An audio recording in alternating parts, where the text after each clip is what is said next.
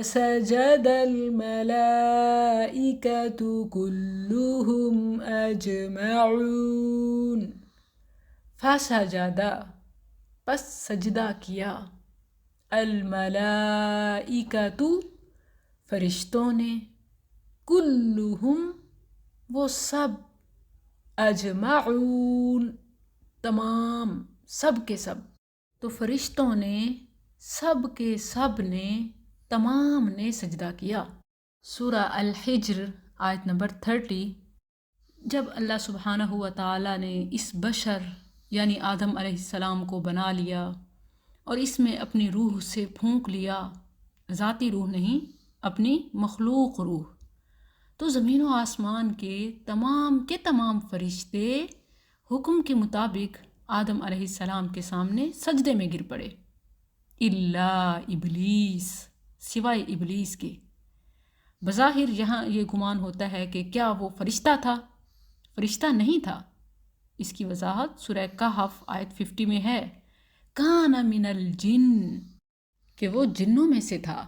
یہاں جو الا ہے یہ استثناء متصل نہیں ہے، اس استثناء کو استثناء منقطع کہتے ہیں کہ اس کا ربط پچھلے الفاظ سے متصل نہیں ہوتا. یعنی یہ استثناء فرشتوں کی جنس کی استثناء نہیں بلکہ اس حکم کی فرما برداری کی استثناء ہے کہ کس نے اس حکم کی تعمیل نہ کی. الا ابلیس، all the angels prostrated themselves all together except ابلیس، الا ابلیس.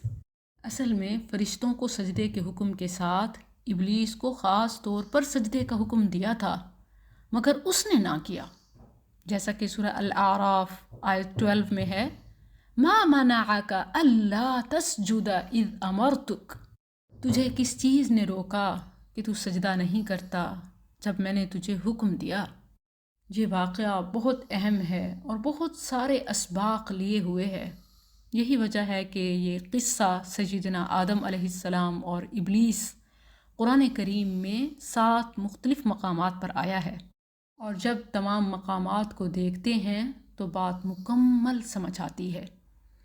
پہلی بار سورہ البقرہ، اور پھر دوسری بار سورہ الاعراف، اور تیسری بار یہ قصہ سورہ الحجر، جبکہ چوتھی بار سورہ الاسراء، اور 5ویں بار سورہ الکہف، اور 6ٹھی بار سورہ طٰہٰ، اور 7ویں بار سورہ صاد میں آیا.